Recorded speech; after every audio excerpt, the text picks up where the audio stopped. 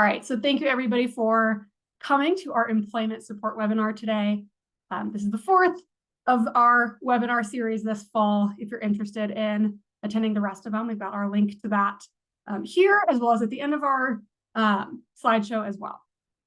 And then we will have Q&A allotted throughout the whole presentation. So there's spots that I've kind of decided this would be a good spot for a question, but don't feel shy about, just kind of interrupting me and saying, hey, I've got a question, or putting it in the chat. Shayna will be monitoring the chat and then letting me know if I need to stop and answer those. So kind of, do you as you will. And then right at the end of the survey, there is time for feedback. So a tab will pop up on your web browser that has a link. You just click continue and it'll take about 30 seconds just to leave us some feedback so that we know that, we want to best serve you. So just let us know how we're doing and give us some advice, kudos, whatever comes with that. And then lastly, again, the recording will be sent out tomorrow morning along with all other slides, resources, things like that. So don't feel like you have to take really thorough notes unless you'd like to. All right, so with that, just an introduction of IN and who we are. So IN is a nonprofit, and we work to create inclusive college opportunities throughout the state of Colorado for students with intellectual disabilities. And then specifically, we kind of have like four main roles. So we work on education, so kind of helping educators send their students to college and prepare them for that. Outreach to families to let them know that college is possible. We're working on expanding to even more schools in the state. And then we report on outcomes of our students and graduates, which we'll talk about throughout this presentation. And then just kind of a caveat, because people sometimes ask. So IN, as the nonprofit, we are not the programs themselves. We don't provide direct services on campus to students. We're just kind of an overarching organization to help support our organizations across Colorado, or our school programs across Colorado. So kind of with that, this is our team. We're kind of small and mighty, just the three of us, but we really love meeting with parents and school leaders and teachers and really everybody and anybody and everybody who we can meet with. We love it. So don't feel shy about contacting us. You can send us emails, you can call, you can text. We really want to be accessible to you. So please keep that in mind. And with that, so I'm the program coordinator. I'm Elise Kramer. I'll be facilitating our webinar today. Shayna Lang's also here. She'll be kind of more on chat duty and pitching in as necessary. But again, don't feel shy about, letting us know what you need. And then today we're really lucky to have a guest presenter. So we're going to be welcoming Sam from UCCS. And Sam, I'll let you unmute and introduce yourself if you would like to. Yeah, hi everyone. Sam Christopher. I am the employment coordinator for the Office of Inclusive Services at UCCS. And I started August 1st. So kind of getting acclimated to my new program, but it's been a great start. Awesome. Thanks, Sam. And we're really excited that Sam also has experience at other schools in other states, so he can kind of bring in a perspective from that as well. And he truly is a wealth of knowledge. So throughout his part today as well, don't hesitate to ask questions of him as well. He really is an expert in this field. So we have kind of three main objectives today. I'm going to go over just generally what are the college options for students with ID in Colorado. We're going to talk about the employment expectations as well as some outcomes, both locally and nationally, for students with ID who graduated. And then Sam is really going to talk about the progression of vocational development and really how to sort of foster vocational skills throughout students' time in college. So with that, we're going to jump into our first objective, which is just kind of understanding what the options are across the state. So here's a timeline of disability services across the United States and Colorado. I'm not going to read the whole thing word for word. Really what I kind of want you to sort of focus in on is that nationally, there was not the ability for students with intellectual disabilities to go to college until 2008. And that's when federal legislation was passed to kind of open up those possibilities. And then Colorado was really late to the game. We didn't start opening up programs until 2016. We were the last of 3 states to start programs. We started 3 pilot schools at that time. And then in 2022, we launched another school. And then next fall, we'll have 2 more schools. The fall after that, 2 more as well. So we've really hit the ground running. We're really trying to make up for lost time. But if you're someone who's kind of wondering, like, why didn't I know about these programs when my student was younger? It may be because they didn't exist. And so that's kind of what we're here to sort of help bridge some of these gaps. So with that, you might be asking, what is inclusive higher education? And that's a really great question. So these are programs specifically for students with intellectual disabilities. They provide an alternative admission pathway into college. They are entirely inclusive. They're very normative. So these are not segregated special education classes on a college campus. These really are, very, very inclusive. Students are sitting in with their typical peers in the same classes with the same professors, learning the same content on the same syllabus. And so that's really exciting. The really kind of fun part about that Sam will talk about today is that students take classes that align with their career goal.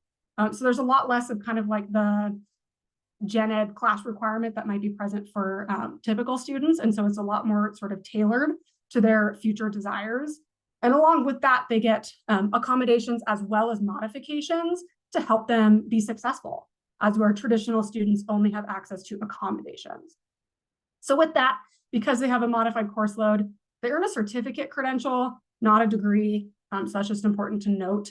But that certificate credential is really meaningful, and it's really weighty and powerful in showing employers that, hey, I've learned a lot there is to know in this chosen career field, and I have a skill set, and I'm ready to do this job in this field. And so that's really exciting. Kind of along with that, throughout their college career, they get to participate in a variety of career readiness activities and internships and all kinds of fun things that Sam's going to hit on today.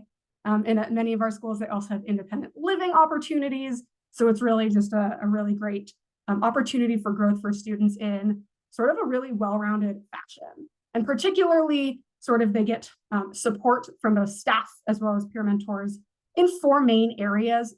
And so we call these the 4 pillars of inclusive higher ed. Sam's going to go through these as well on his slides, so I'm just going to kind of touch on them. But there's academics, there's social, career, which is what we're talking about today, and independence. If you haven't been following along with our webinar series this fall, we're kind of touching on all 4 of these throughout our fall series. So go back and look at recordings or let one of us know, and we're happy to send them directly to you, and then sign up for our future recordings as well. All right, so with that, the 4 programs that we currently have in the state of Colorado, the first one is Elevate at Arapahoe Community College. That's in Littleton, Colorado, and it's a commuter campus, just as a community college. Nobody lives on campus there, and that's a 3-year program. Then we have Sam, who will be talking a little bit more about OIS, the Office of Inclusive Services from from University of Colorado, Colorado Springs. And they have on-campus living in apartments, and it's a 4-year program. The University of Northern Colorado in Greeley has the GOAL program, or Go On and Learn, also a 4-year program, and they also have on-campus living in more traditional dorms. And then our newest program that just launched in August of 2022 is the Global Inclusive Program at Regis. That's in Denver. They also have on-campus living in dorms. And they have a little bit of a shorter program. They have a 1-year track and a 2-year track. And they're sort of looking to expand that and make it a little bit closer to the length of the other programs in the near future. And then kind of the main thing to know about all of these programs is that they are all CTP certified. That stands for Comprehensive Transition and Post-Secondary Program. Really what that means for you is that students in these programs are eligible for financial student aid. So, for federal financial aid is what I should have said. So these are programs that have been deemed high enough quality, essentially, by the federal government that they're willing to help pay for it. So it's really exciting. And then just sort of a reminder, they get that certificate outcome. It really is meaningful. It really does show, they have a transcript with grades from an accredited institution, and it really does sort of show that they have just some really great learning and really great experiences under their belt. And then we're super excited to announce that in the fall of 2024, so in August, we'll be launching a program at Colorado State. So that's called the RAM Scholars Program in Fort Collins. They do intend to have on-campus living. And kind of the cool thing about that program is it's going to be, at least in the beginning, kind of focused on agriculture and kind of everything that goes along with that. So that's going to be a really unique program in Colorado, and we're really excited to see how many students can kind of get their foot in the door that way. And then Metropolitan State University in downtown Denver, they're launching the Inclusive Higher Education Solutions Program. It's in downtown Denver. It's hard to find on-campus living there in general. So they don't intend to have living. That'll probably be a commuter campus. And again, coming in fall of 24. And then the following fall in 2025, we're hoping to launch a program at another rural university, as well as another community college. So it's really exciting that we went pretty quickly from 3 programs to 4, and then to 6, and then to 8, all in just the span of a few years. So that's really, really exciting. Like I said, we're kind of hitting the ground running in Colorado. All right, so kind of just so far, questions on like the basics of inclusive higher ed. Elise, there's a great question in the chat from Tammy asking if the grades are pass or fail, or if they're traditional grades. That's a really great question. So these are traditional grades. Like I said, they get a lot of support in the classes to really, make sure that they are being as successful as they can be, as well as the use of modified assignments, but they are traditionally graded. It's a great question. Yeah, and I would just add to that, there is definitely a higher rigor for these students than what a lot of them are experiencing in K-12. But with those modifications, the program staff work to adapt the assignment expectations from each class that they're in to meet their cognitive level. So they're still going to be challenged and given, a range of grades, but it is more at their level than what you would typically think of like a traditional collegiate rigor. Sure. Do they also, is it like on a credit base? Like there's one class is worth so many credits, et cetera? Yeah, exactly. Okay. And it's the same. So if they're taking an intro to communication class, that's 3 credits for everybody else. It's 3 credits for them. And that shows up on their transcript as well. Good to know. Yeah. And kind of the key with that is, so they take fewer credits per semester than a traditional student would. So if a traditional full-time is like 15 hours, they may only take 6 to 9 credit hours. So per class, the credit hour sort of count is the same. It's just fewer credits per semester to help, again, with the manageability. Sure. Thanks for adding that as well. Yeah. Great question. Any other questions before we kind of get into the employment specific aspect?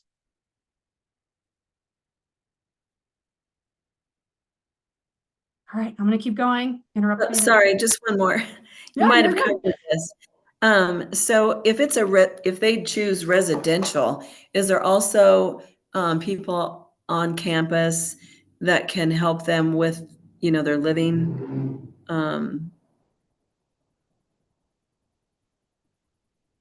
requirements, or, the living skills that they need, or if they need some help with that? Yep. So they have peer mentors, just like peer mentors go to classes with them. They'll have peer mentors come into their apartments or their dorms and help them with, kind of like basic independent living skills like laundry and, cleaning up after themselves, sometimes cooking, things like that. They also have classes. They have 1 class per semester that's kind of dedicated to more like independent skills. So that's helpful. And then some people use their Medicaid SLS waivers or things like that for like more professional people to come in and help with that stuff as well. Great. Thank you. Yeah. Awesome. Great questions. All right. So again, now we're going to get into more of the specific sort of conversation around employment in inclusive higher education. So I'm going to start with just 2 misconceptions just right off the bat to kind of like, maybe squash isn't the best word, but to kind of get rid of some of these misconceptions we often hear.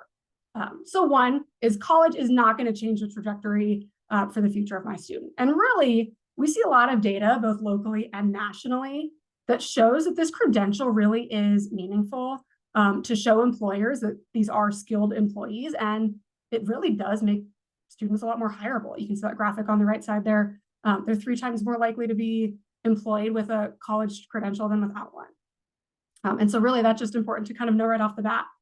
The other thing is that Sam is going to talk about this progression of job experiences that really gives students the skills to not only attain employment, but to maintain employment, to keep being valuable members of their work community, which we hear all the time. We're really, really excited all the time we talk to graduates or even students and ask them, how's it going? And they say things like, I love my workplace, I love my coworkers, and they just really feel very valued. And that's important. And then kind of the other thing to note is just that generally there's a really, really great power of just being included. And so when these students are sitting in their inclusive college classes and they are able to sit alongside their normative peers or typical peers, right? And they just sort of get in their minds that they are valuable members of their classrooms and of society. And that's really, really important too. And so, you know, even if their jobs maybe are the same as maybe they would have been before they went to college, there's sort of just this really great mindset shift that we really want to honor and celebrate. So that's exciting. And then another misconception that we want to debunk right off the bat is that a college certificate will ensure that students land a job immediately after graduation. And really, we just kind of want to remind people it is a normative process for people to graduate college and struggle to find a job in their field of choice. Unfortunately, that's just kind of the case for a lot of college graduates. And one specific challenge that we see in this population is that the employment coordinators build really strong connections with employers in the local community where the college is. And then students may move back home, or they maybe decide that they want to go live in a different state with aunts and uncles, grandparents, whatever. And so then you kind of lose those connections to the employers that have been created. And so we really want to encourage you to get involved with DVR really, really early, because they do make those connections in the community as well. And so they can help with that. And that's something that we're going to talk about in our next webinar on October 30th. DVR will be coming in as our guest speaker. So if you have more specific questions on that aspect, I highly encourage you to sign up for our next webinar. And then I just kind of want to, again, touch on, there's this whole breadth of student development outside of job skills. And so, you know, students are really growing in a wide variety of ways, even if they struggle to land a job right after college. You know, we hear both parents and graduates really excited about how much independence they've grown in and how much bigger their, you know, social circles are growing. And so college is really valuable for a lot of reasons outside of just employment. I see a few things in the chat. Cool. And Shana answered that. Awesome. Thank you, Shana. All right. So I'm going to sort of go through and just talk about some national employment outcomes, as well as in the state of Colorado. So there we go. So just so we can kind of compare, like, what's going on nationally, what's going on here. Sometimes when we hear numbers, we don't really know what they mean. So I'm just providing a point of comparison. So nationally, kind of overall, when we talk about students with intellectual disabilities or people with intellectual disabilities landing jobs, we really kind of shoot for three main sort of qualities of those positions. So competitive, integrated, and meaningful. So competitive means they're getting paid at least minimum wage or more. Integrated means they're fully included with all of their coworkers. And then meaningful, we really hope that they get a job that they enjoy, right? That's more than just kind of basic like janitorial or food prep, unless those are jobs that they enjoy, of course, and we encourage that. Kind of, again, nationally, people who have college certificates have 102% increase in wages, which is just phenomenal, as well as an increase in job diversity. So specifically, there's a 28% decrease in food preparation, as well as a 59% decrease in janitorial work. Again, these are national numbers. And then a really exciting one as well is a 300% increase in healthcare, which is super, super exciting. So I'll talk more about job diversity in a few slides, but it is cool that, you know, we're getting more people in more roles. And I love to see that out in the community. Here are some recent stats. Again, these are national. I'll go over the state ones in a second. So at least 93% of students enrolled in inclusive higher ed participated in at least one career development activity. So really that is career development activity is just kind of a fancy all-inclusive term for employment, internships, job shadows, kind of everything that goes into that. There's a 27% of students pursued further education beyond their certificate. So that could include things like associate's degrees, bachelor's degrees, that also could include more like job specific certificates like personal training, coaching, or things like that. So it's exciting that more than a quarter of students graduate and then want to keep going to school. I personally really love that. And then 64% of students who graduated had a paid job 1 year after graduation. And 64%, it doesn't really sound that great until you compare it to the 18% employment rate across the nation for people with ID. And so 64% compared to 18% really is a huge jump. And so again, just kind of comparing it to like what happens for people who don't go to college and don't gain these extra skills. And then if you're interested in our sources, they're there. And then more locally in Colorado, we love kind of talking to our graduates and their families and learning what they're doing. So we do have 44 graduates since 2020, which is really exciting. And then these are just kind of some anecdotal benchmarks. So everybody we've talked to, everybody we know of, participated in some sort of career development experience while they were in college. So that could be an on-campus job, that could be an internship, wide variety of things that, again, Sam will talk about in more detail. And then we're seeing a 72% rate, or maybe even higher. Those are just the ones we know of our graduates who have gone on to land really meaningful jobs that they just really, really love. And then again, I just sort of want to, touch on the fact that it's more than about getting a job after college. That is obviously a big goal, but we're seeing students really graduate with a lot more confidence. They're engaging in their communities much more. They're much more independent. A lot of times we just sort of hear students say things like, I'm just so proud of myself that I went to college. And that's really exciting to hear. And so really, sometimes we kind of look at just the employment rate, and we kind of just want to, remind everyone that's a really great goal. We're always looking to grow that. And that's not the only sort of goal, and not the only thing that students get out of college. And then as I talked about, there is just a much wider diversity of jobs that our graduates have gotten. So we have a lot of graduates who are in education. So we have people who are paraeducators or TAs. In healthcare, we have a graduate who's she's a dietitian at a local hospital. We have a student or a graduate who's, a college football coach. That's really exciting. So just a huge, huge diversity of jobs, and jobs that they really, really love and that they're really proud to go to. And again, where they're really, really valued. We've had graduates get awards at their jobs for being, just truly valuable members of their community, which is really, really exciting. So that's kind of the end of my spiel for now before I let Sam take over. But before I sort of pass the screen sharing torch, are there any last questions on anything I've, again, just given a really basic overview of?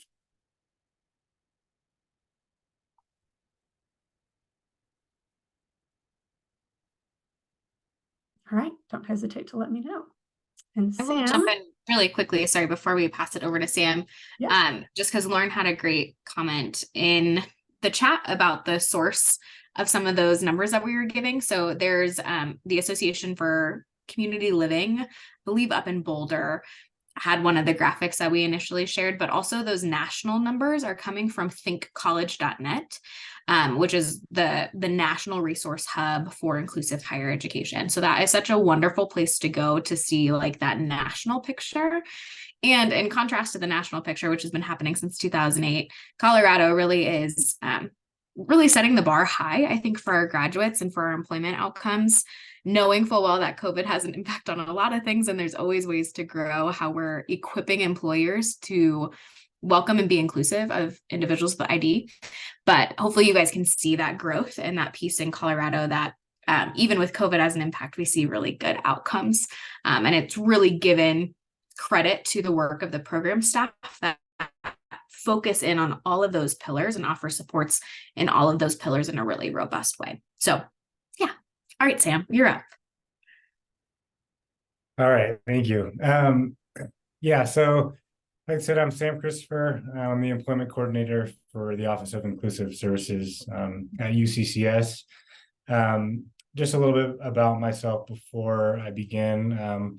I came from Washington State University, which also has a post-secondary program called Washington State ROAR, and they're up to almost 30 students, which is great. And so I kind of have a perspective of both programs and how things are ran a little bit differently, but also, we're all here for, the same outcome. So just to begin, I'll let you guys, I'll read that, but this is our mission statement. And it's really just centered around the fact that we want our students to have equal participation and have a full college experience in our 4 pillars of academic, independent living, social engagement, and what we're talking about today, employment. And so we really strive to be as inclusive as possible. There's obviously a lot of support that our students get, but they're busy and running off doing a lot of different things, which is pretty cool to see. So just I'm going to go briefly over some of the pillars that Elise touched on, but like she said, our students take classes for credit. Assignments are modified for students, but they are receiving credit for that class. They receive transcripts, and they are fully enrolled students, a part of the university. Some programs audit classes, and so I think our model here at UCCS is the way to go, of students being fully included in classes with support from student mentors, which are vital to our program success. And then career development, obviously, what we're going to be talking about today, so I'm not going to touch on that. I will later, obviously, in the presentation. Social engagement. Our program has both commuter students and students that are living on campus, and so the requirements are a little bit different, just because it can be tough for families to commute for social events for students. And so we have a requirement of 2 social events per month for commuter students, and then for our students that are living here on campus, they're required to attend 1 social event a week. With that being said, they usually are attending more. So especially once they kind of get in the swing of things and get into that college mode, they're wanting to go out and do things, which was what we want to see. And then that independent living piece, which is so important. We have student mentors that do twice a week apartment checks. And so they come in, make sure that students are cleaning up after themselves, they're doing their laundry, they're getting along as roommates, which can always be a little bit of a transition, going from living with your parents to living with 3 random new people. So it's really cool to see the growth in all areas of these programs. So not just about employment, all these things that students really grow from year 1 to year 4. So one thing that we have within our program is that all students from freshmen to seniors take a college and career class. And so it's really around this idea of person-driven planning or person-centered planning, where the student is in the driver's seat. So we want to make sure that they're, we focus on what they want to do, and not what their parents want to do, not what we want them to do. And so I think a big thing with this is that I think people with disabilities hear no too much. And so even if they have a lofty employment goal, like they want to be a rock star or something, we can kind of tailor it to them and say, okay, you want to be a rock star? Well, let's focus on maybe some interest in music, maybe sound engineering, different domains of that may be a little bit more attainable, and still, have that interest in mind. So I think that's really an important point. But in this class, it's an 8-semester curriculum, so it just rotates, and so it covers a ton of different domains. Anywhere from healthy relationships to self-advocacy, that building and keeping friendships curriculum, that peers. I believe it's one of the only research-backed social skills training, which is why we decide to have our students learn that. But just a ton of different skills that they're learning, and it's a great place for students to all be in one central location, and learn these different skills. For our students, they take 2 UCCS classes, and then their 3rd class is this college and career. So they have that fully inclusive model with their other neurotypical peers that are in college, and then they have a chance to kind of all connect together with one of our OIS staff members. So it's a great class for them to learn. So diving into a little bit of what employment looks like within our program here at OAS. So we have 19 students that are currently enrolled, 7 new students, which has been exciting to see them get adjusted to the new college life. 11 of those students are living in our apartments here on campus, in fully inclusive houses. So they're roommates with other OIS students, but all of their neighbors are just typical UCCS students, which is cool to see some interactions around their apartment living. Again, reiterating person-driven planning. So, I meet with students to find out, what they want to do around a career.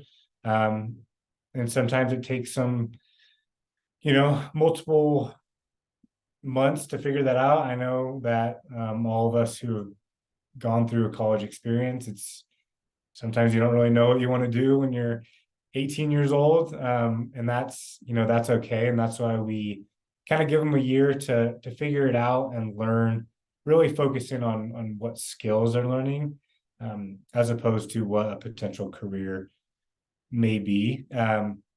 So for our first year students, it's all about that career exploration, and finding out, what are some interests that we have.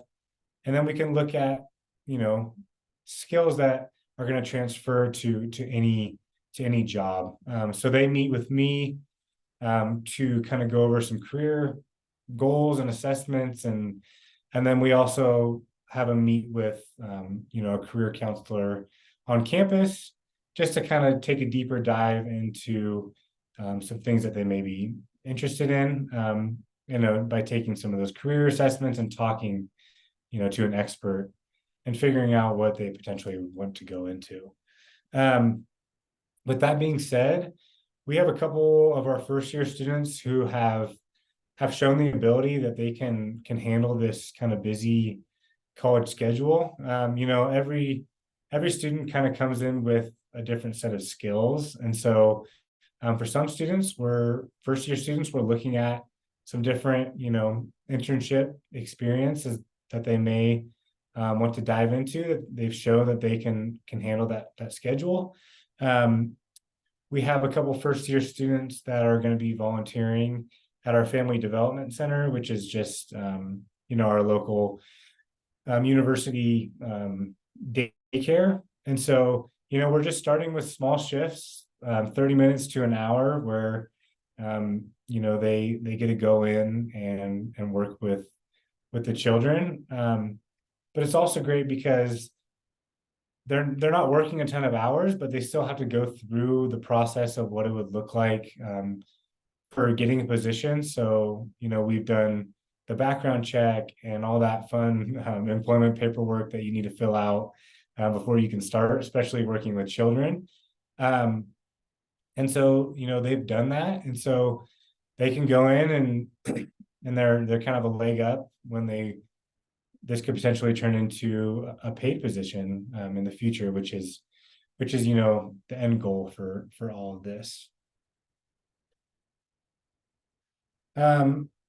In terms of employment for our non-first year students, this is where we really try to dive into internship, work-based learning, and job placements, both on and off campus.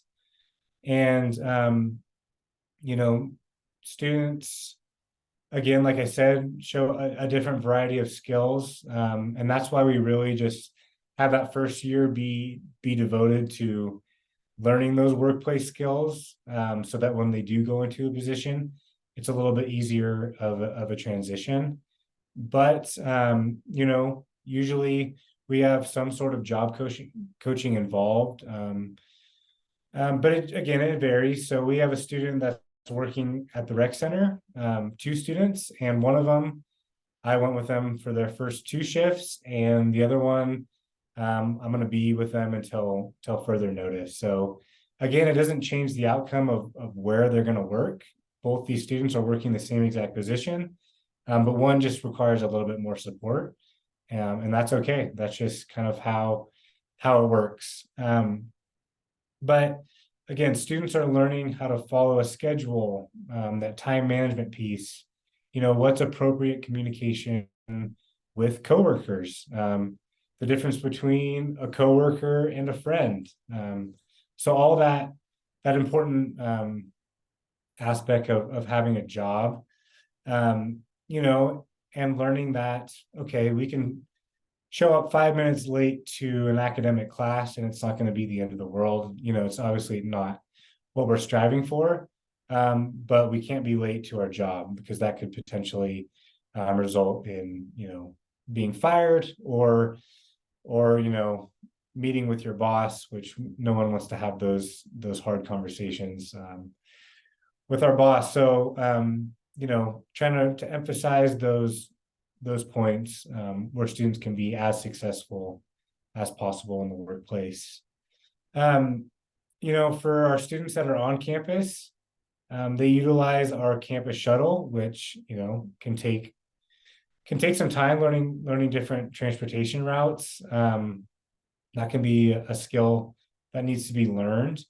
And for our students that are off campus, accessing those transportation services, we have students that access a service called Invita, which is through their disability Medicaid. I can't remember if it's Medicaid or Medicare, but that is a free service through that. And then unfortunately, some students just have to use Uber because they don't have a driver's license. And that's, it's the same thing that I've said with buying a parking pass here at UCCS. I think it's kind of a backwards concept to pay to go to work. But that's just the reality of it for some positions. And then just some numbers. I was looking at our employment here for our non-first year students, and 64% of our students are currently in paid positions, which is great compared to what we just looked at 18% for the national average. And so, yes, it is a smaller sample size, obviously, but you can really see the importance of going through these post-secondary programs. And the cost is usually justified as students gain these employment skills, and a lot of our students are making a paycheck, which is great. Career development. And so these are all the services that our office and usually myself, provide. And so, like I mentioned, that career counseling, customized supports where we may modify some job tasks so where students have the best chance of being successful, and then gradually add tasks as they get more and more comfortable within the workplace. And then that support can also fade. When students are going in for interviews, I like them to, practice in my office before we go through that step. It can be a kind of a nerve-wracking process. And so just practicing those, those questions can kind of provide a little bit of ease for our students. In college and career class, they do resumes and cover letters. And so those are something that students create and that they can bring into the workplace. I touched on career assessments. I'm there to support during their onboarding and training as they start their jobs. Again, it always varies depending on the level of support that a student needs. Navigating all the fun hiring paperwork and trainings that students go through when obtaining a position. And then the big thing is what I do is communicating with employers and just trying to, I think some employers get a little bit nervous or are skeptical about hiring people with IDD. I think mainly just because they're maybe misinformed or they're, going with stereotypes. And so I try to provide that ease that, this can be a benefit for both your business and and the student. I'll touch on this in a later slide, but we have check-ins and performance evaluations so that we can just make sure that we're all on the same page. I think when the biggest problems arise is when that communication, mainly with anything, but when that communication is not there, and you're not on the same page as the employer. Also, coordinating work schedules. Our students are very busy, and they follow their calendars to a T. So just making sure that we get in those work schedules, and that they have some time to prepare before they get to work, because sometimes, again, that transportation piece can be a barrier and a difficult aspect of employment. And then, submitting timesheets to make sure that they're getting paid. That's a picture of one of our students, Emma, who just started a position at the Recreation Center. And so here is a list of some of our employment and internship sites that students are currently working at. So some of the off-campus stuff, we have students working at the Cheyenne Mountain Zoo, which is always a fun one for me to go to, because as employees there, they get a free lettuce bundle to feed the giraffes after their shift, which is always a fun part. A quick story about that: I was going with one of our students, Grace, and we got a bundle of lettuce to feed the giraffe after, and I was feeding, kind of piece by piece, so it didn't all run out. And I handed her the bundle, and I looked over, and she fed the whole bundle to the giraffe. So we didn't get to do it for very long, but it was still a fun experience, and kind of what makes this job pretty special. We have student working that's off campus at a donut mill. And what's cool about her story is that she does her own baking. And so we're working on some license, it's called. I can't remember what it was called. But where she could sell her own product like once a week there. So just cool opportunities that employers have been open to, and that have been great, spots for our students. And then more of the on-campus stuff. We have a student interning at our campus police station, which is cool. The campus rec center, which we just looked at, our dining hall, which has been great. I know that's kind of the stereotypical workplace for students with disabilities, but some students enjoy it. So we have one of our students at the campus farm, and IN has provided some opportunities for our students working in a mentorship role, which our students have just loved, talking to different high school students about their college experience, which has been pretty amazing. We have, a campus tour guide, and that where she sticks to a couple locations, and we created a script for her. So, providing different supports that are going to make our students successful. We really try to figure out what challenges they have and how we can fix it. Which is, we all have struggles in jobs, and we usually need some supports on how to better make ourselves successful. Here's a student, one of our students, Connor, who's working in our College of Education in the Dean Suite. And so he's usually running around within our college, which is cool. I would say the biggest area of growth for us is to continue, accessing more community partnerships. But again, it takes that relationship building. And so hopefully the longer that I'm in this position, I can establish some strong relationships with community partners, and to kind of expand some of the job positions that our students are currently enrolled in. So what I touched on earlier, and this is brand new to our program. It's actually something that we did at my program at Washington State, which I thought was really beneficial, is these employment evaluations.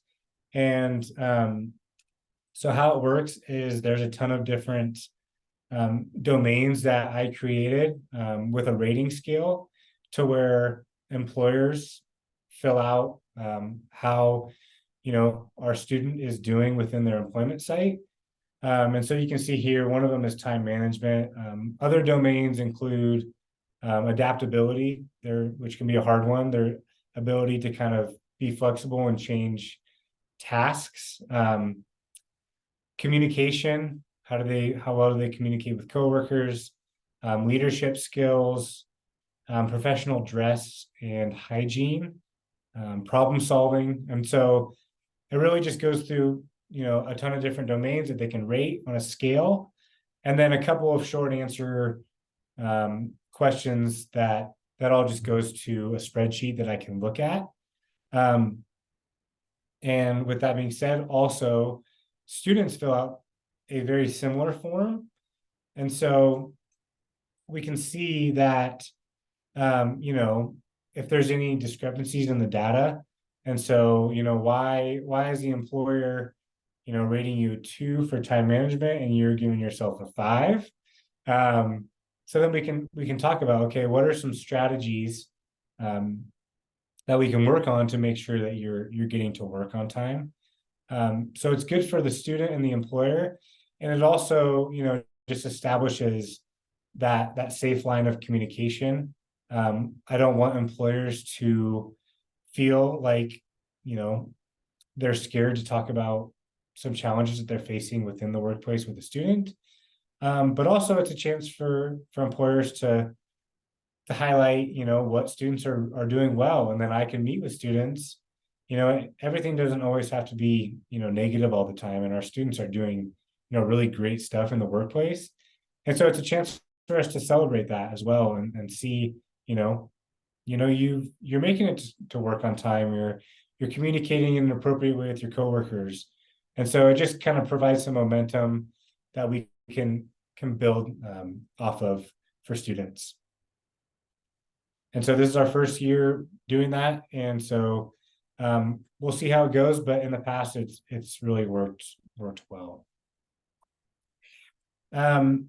So you'll have the webinar on DVR for next webinar, but kind of how our program works with DVR is that, most of our students access services within DVR. And how it works is that students and families initiate that first contact with DVR, and then it goes to our program. And so we provide the services that DVR would, and so they cover. We have an employment fee within our program, and DVR will pay that as long as we are providing services for the student that is accessing those services for DVR. So it's been a great relationship with them. We're all after the same goal of wanting students to obtain, competitive, integrated, meaningful employment, which Elise touched on. And so we're all a team. So it's been a good relationship. We fill out something called a JFT, a justification for training, and that outlines students' career goals and their career path, and also kind of their academic roadmap. It's not something that is set in stone because it's usually a first-year students filling this out. And so, like I mentioned before, sometimes our career goals change. Oftentimes they do, but it's really just a way for them to pay that fee and get the services started for students. So it's a bit of a process sometimes, but it's one that is needed, and it's like I said, a great relationship. I wanted to throw this bit in. This is just one of our students. I asked her to kind of share some tips about in terms of her employment, what has kind of helped her for some potential students that are kind of going into potentially a new position. And so she preached being on time to work, having a positive attitude towards others at work, being patient. I think that's a big one. Even if it's in terms of if we're going into a position where, this is maybe not my favorite job in the world, but I'm learning valuable skills that can help me obtain a position that I have an interest in later on. I think we've all been in jobs where it's not our end all be all, but we've learned valuable takeaways from that. Working well with coworkers, establishing, healthy boundaries, healthy communication, which is all preached through our college and career class, and just kind of, whatever we see fit with students. And again, that's where the strong relationship with employers is so important, because we can talk about these things. And then, the golden rule: work hard. That's always gonna be a benefit. That adversity piece, that persistence piece of pushing through when things may not be our most favorite or just difficult times, because usually ends up in a valuable lesson that we can learn. So this is specific to our seniors, and this is actually now an official class as of just this semester. So it has a full, you can go into the UCCS course catalog, and now you can see it for our students. But it's a senior capstone class, and this is really when students are kind of focusing on their transition out. And so it goes over their area of study, their living situation. So where are you staying in the Colorado Springs area? Are you, do we need to look for positions and jobs that are outside of our UCCS community?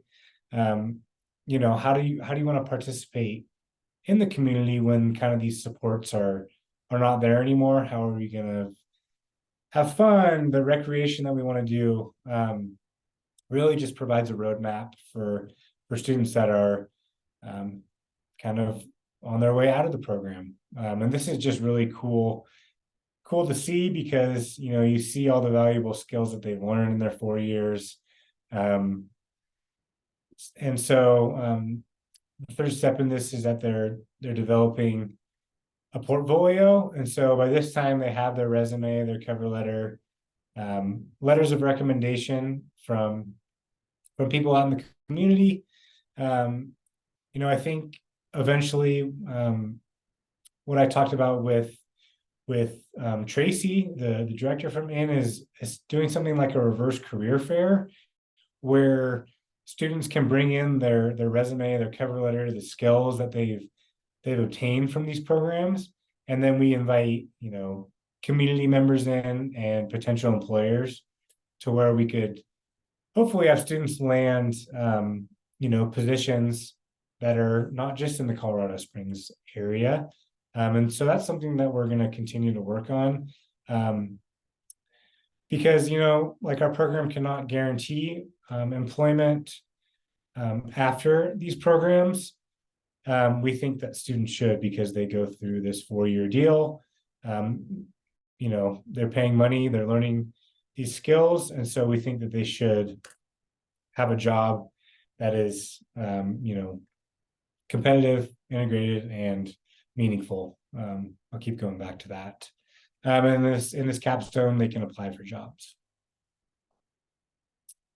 I wanted to throw this in here, recommendations for high school students. You can usually tell what students have been practicing some of these skills and what students haven't. And so I think that, working on those cover letters, those resumes,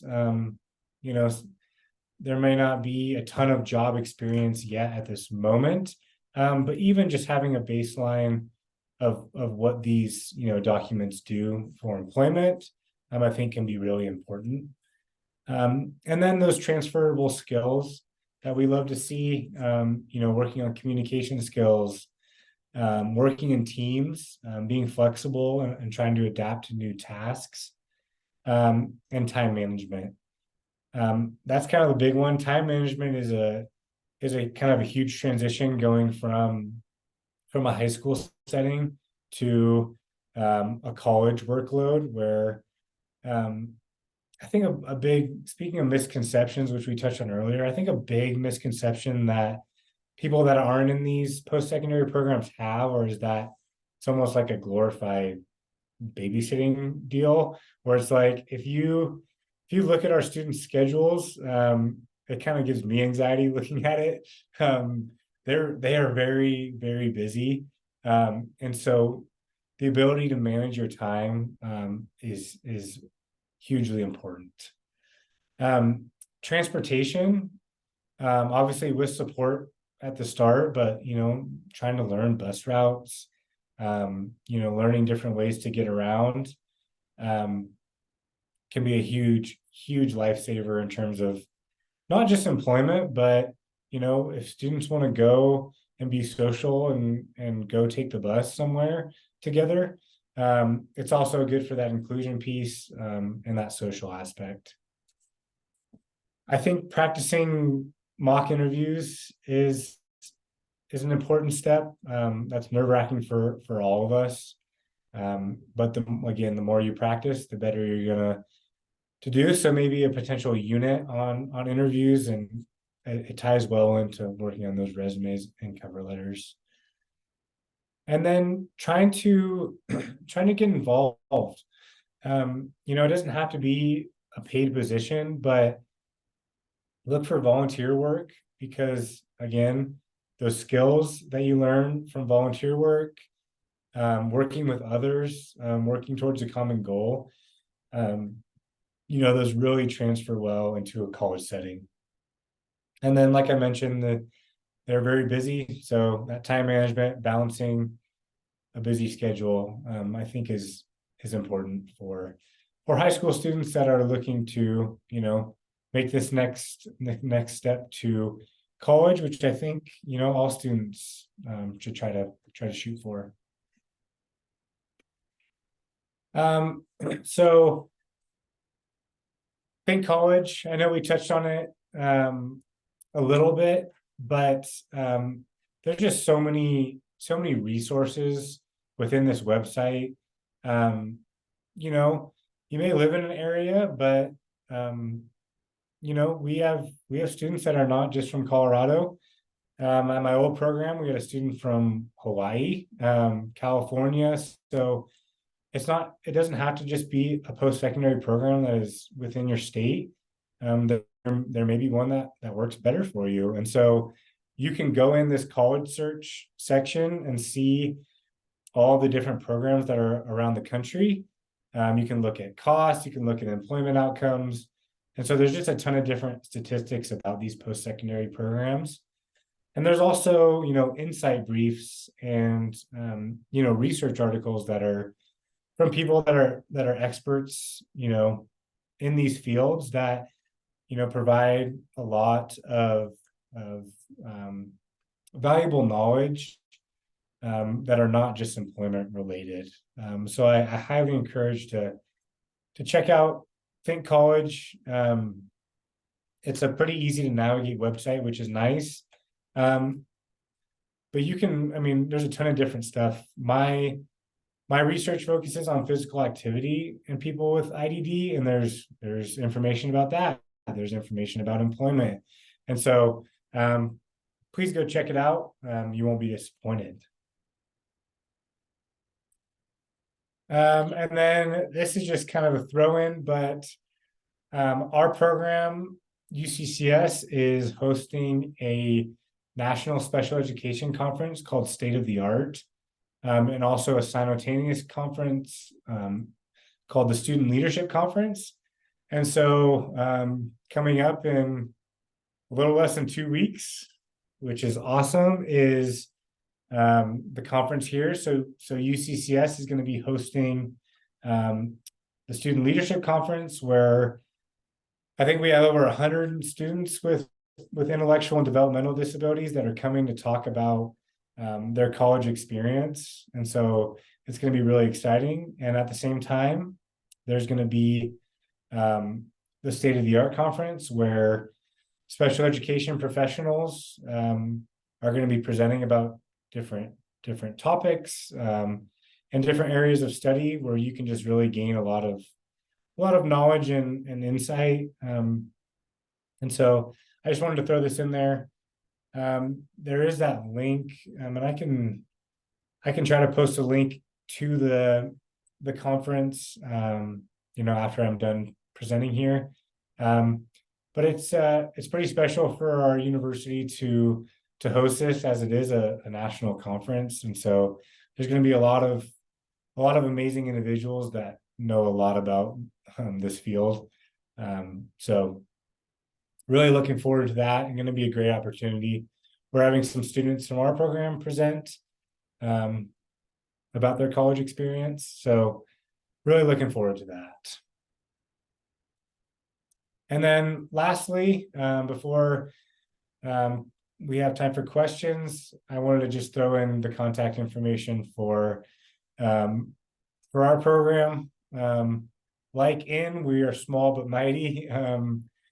So our director, Christy Casa, inclusion specialist, Julie Harmon, myself, who's the employment coordinator, and then Kelly Hahn, who does all the campus coordination with social events.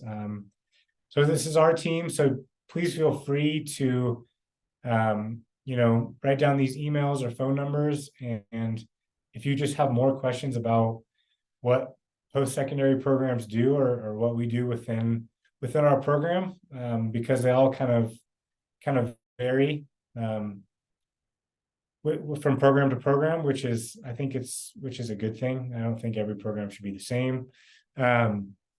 So yeah, I just wanted to throw that contact information out. But I really do, appreciate you guys' time and listening about kind of the cool things that we're doing here at our program for employment, and all the other stuff going on in terms of post-secondary programs and outcomes. So thank you, guys.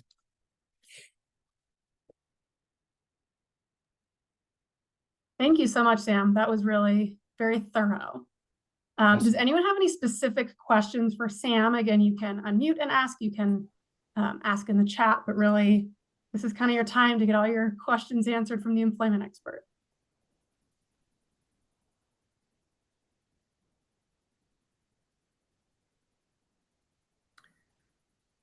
So I do have a question, and I hope I can present this question. So I hear from parents, and one of the fears of so we're all about, employment and all the things that you guys talked about. And I think it's wonderful, by the way. But what I hear from my parents sometimes is a little conflicting, because my parents are like, oh no, my son or daughter can only make so much money, because they don't want to lose the state, federal monies that they're receiving.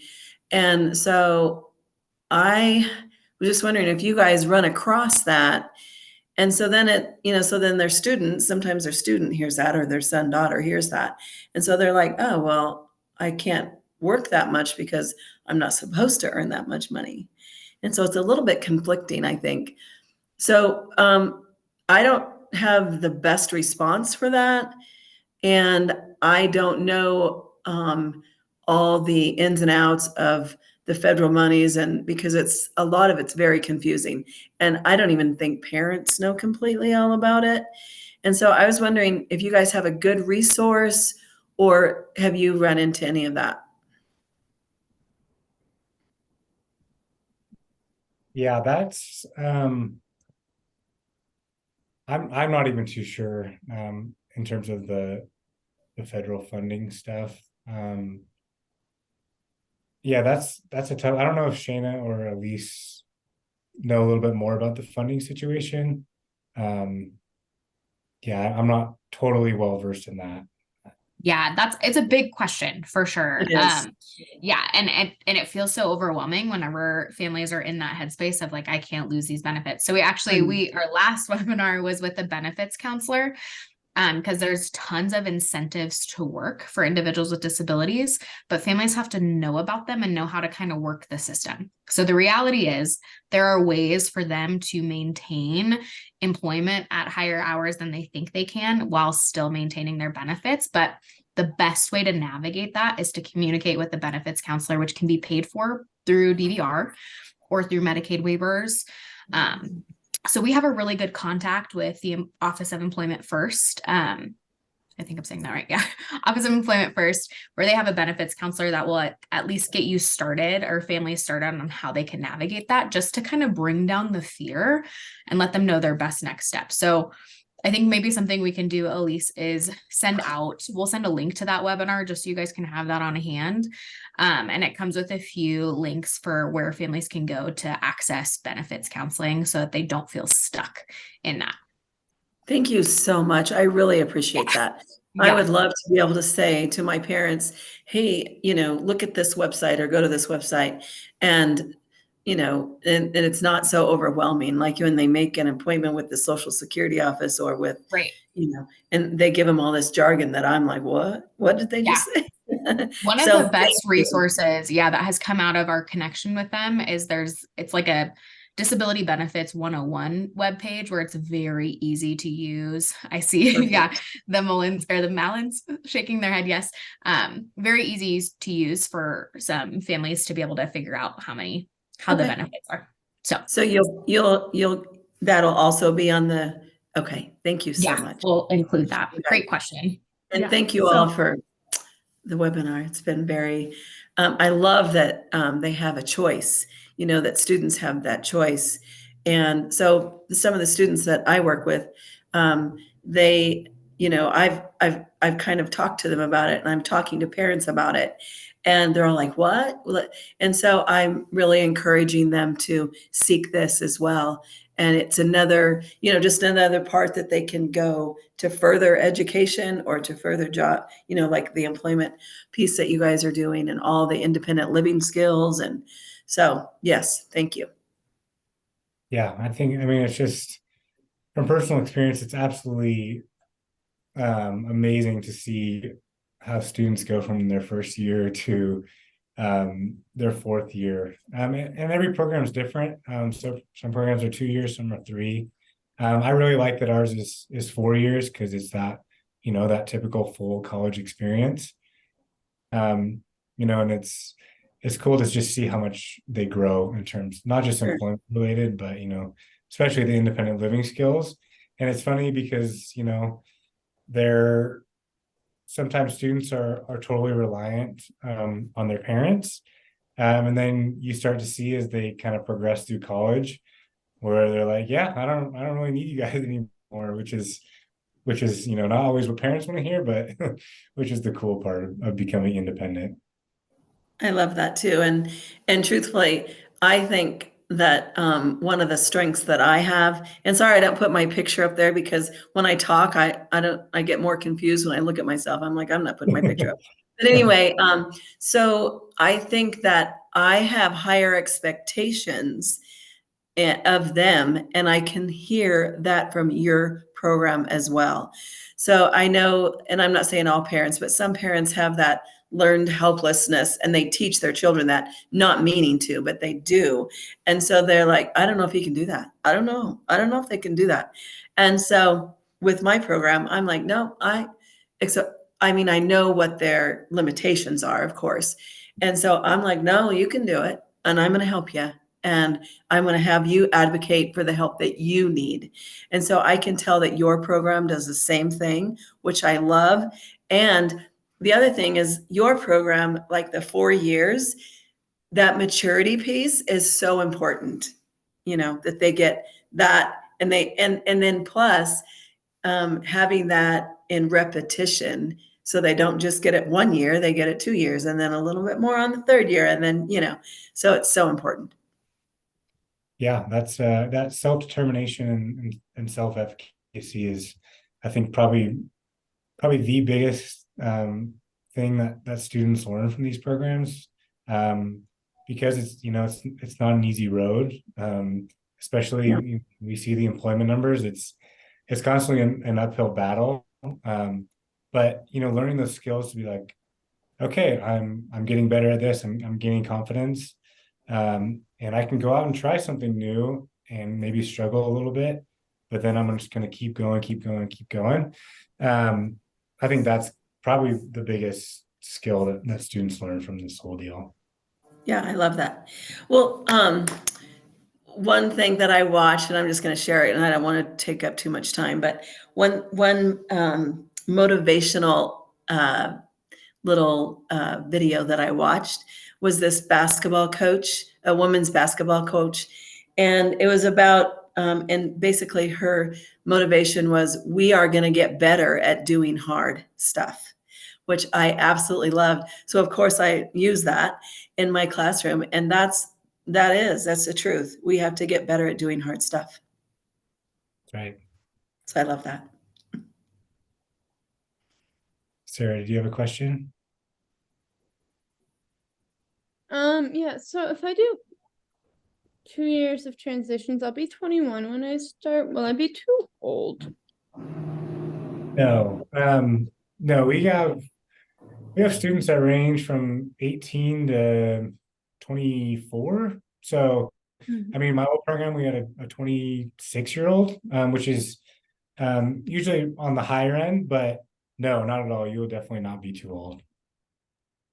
Just to add to that, Sarah, great question. There's no actual age cap to these programs in the state of Colorado. So we've actually had mid-30s families at some point. Actually, UCCS had a student in their 30s a while back. So yeah, you're not too late by any means. And we really love when students go to transitions because they develop some of that independence and some of that time management to set them up for success for college. So it's a really great use of that time. For sure. Actually more common probably for students to go through that transition and then post-secondary, as opposed to students coming straight from high school. Yeah, and I love Lauren shared from Regis, their program at Regis. They have a 36-year-old, so all across the board. Any other questions for Sam before we kind of wrap up?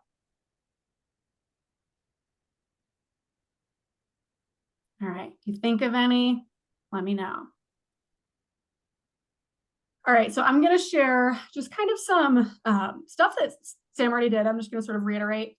So it's really never too early to start working on some of our career and skill development skills.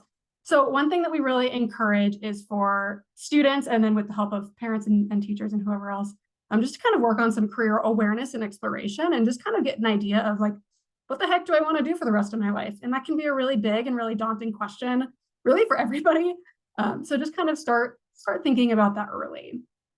A lot of that has to do with self-awareness. So just kind of knowing, what do you enjoy? What are you good at? What do you hate? All that kind of stuff can help you kind of pick out sort of the career path for you.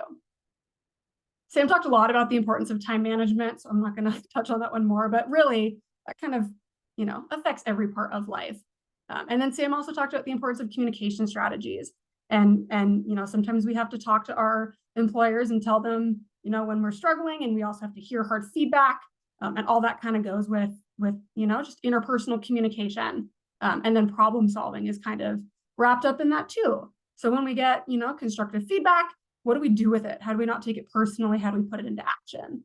And so you'll start to see a lot of these skills kind of, wrap up together. Another part of that is motivation and initiative. Bosses in the workplace like to see employees who can kind of, start tasks on their own. So that's an important skill to have. And then self-advocacy as well, that kind of goes in with the communication strategies, speaking up for yourself, sharing with your workplace what you need and what kind of support you need. Part of that kind of goes along with social emotional understanding, which Sam talked about, they have that peers curriculum, which can kind of help with that. But it's never too early to start, kind of working on social emotional skills, and kind of along with that, coping techniques when, as we just talked about, you always have to be working on, doing hard things and getting better at doing hard things. Just some more kind of, tips. Again, more things that Sam talked about. It can be helpful to volunteer in an area of interest, get experiences, and just kind of see, is this really something I like? Part of that could be job shadowing, or internships before you even get to college. And then sometimes students just kind of need help identifying events and activities that are interesting to them, and then maybe sort of tips on like, well, how could you turn that into a job, right? I loved Sam's sort of example of being a rock star. Well, maybe that's not the most feasible career path really for most people. But what is it about being a rock star that you like? Is it, playing the music? Is it producing the music? Right? So like there's lots of different things that can kind of go into that, that can help sort of narrow down the career trajectory. Sam already talked about accessing travel training, getting ourselves to work, to social events, lots of things like that. And kind of part of that is using natural supports. So sort of over time, sort of pulling away the supports from mom, dad, teachers. And so really encouraging, like in the classroom, asking a peer, hey, I'm really lost. What page are we on in this book, or what should we be doing? Or, all kinds of things where you're just sort of asking like the typical people that you would ask out in the world when mom and dad and teachers aren't always there with us. And then kind of the last thing we already talked about, it's really not too early to start connecting with DVR.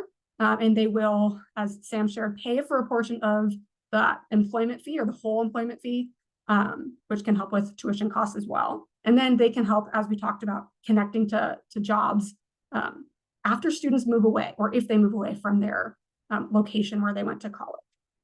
So again, I know that was a quick run through. Sam talked about a lot of those in depth as well, so I didn't want to, bore you too much. And then here are just some resources. A lot of these are specific to us, and then I'll give some national resources as well. So as Sam mentioned, we do have a mentorship program that is for students who are juniors and seniors in high school, as well as in transition programs. And it's a peer-to-peer mentorship program. It's virtual, 6 weeks at a time. So we do one in the fall, one in the spring. And so that's a time for students to talk to some of our current college students and graduates to really kind of figure out like, what the heck is it like to be in college generally, but also like what kind of supports are provided, and how do you ask for those supports maybe when they're not enough, and all that kinds of fun stuff. And then as Sam mentioned, that also kind of doubles as an employment opportunity for our college students. We have them go through a job application and an interview, and I'm about to do mid-semester reviews with them. And so we really try to make it as normative of an employment opportunity as possible. So that's a really kind of fun dual purpose program that we run. And then we have modules for teachers. If you want to sort of learn more about inclusive ed and how you can help prepare your students for that, you can also use those modules for credit for relicensure. Another link to our fall webinar series if you want to go back to sign up for our future series. And then if you want to sign up for our monthly newsletter, maybe I'm biased because I put them together, but I think they have some pretty cool resources in that. And then just some national resources. Sam already talked about the Inclusive College Fair, which I think is really, really awesome. There's going to be like, I think 25 inclusive programs from all across the country, students that go to those programs, representatives who are employed by those programs. So it's really just a place to kind of go and learn more in general about going to college, but also more about what your options are. And then there's just a lot of resources there. Many of them are from Think College, which Sam already talked about, just to kind of help prepare for going to college more generally. And then specific resources for employment that you may want to check out. Whoops, I didn't mean to click one. Here we go, maybe, there we go. So there's a module series from the Colorado Department of Education, and that's just a list of all the resources that kind of go over in the module series, but it's specific to people with disabilities who are employed in the state of Colorado. And then Think College, which again is that national resource hub. They have all kinds of resources, which Sam mentioned, but they kind of heard this need for like, we just need resources that are quick, we can just kind of like take with us and implement right away. And so that's a link to, so they call it series their grab and go. That's a link specifically to their employment grab and go resources. I think there's 8 of them, maybe 6, but they kind of go in order to help prepare for sort of an employment trajectory along the way. And then if you're looking for just more general job development resources, I've linked them there as well. And then there's a really great website called ONET. And that's a job exploration website. So if you're really struggling, like I have no idea what I want to do in my future, which is really normal and really okay. This is a website specifically for people with disabilities to kind of help figure that out and what's open to you. And so I just encourage, parents to explore that with their children, teachers to explore that with their students. Really, it's for everybody. So again, you'll get these links when I send out the slides tomorrow. And then kind of with that, that's my last slide before just an ask to fill out the survey at the end of this webinar. Once I end the meeting, you'll get this link right here to fill out the survey. But kind of, what other questions have come up with our last few minutes that we have here? And I will stop sharing.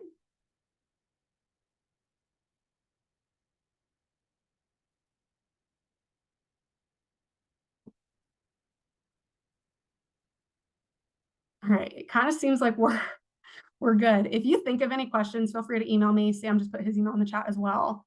But I've taken some notes down for some resources that I'll include in my follow-up email tomorrow. And then I'll just include a lot of other PDFs and things to explore at your leisure. But if you kind of look through any of those and you realize that, oh my gosh, I have all these other questions that have come up, or you wake up at 2 in the morning and think, man, I should have asked that, please reach out. We are super accessible. Sam's super accessible. And we love, talking to families, talking to students, and helping college dreams come true. It's really our passion. So, thank you, everybody.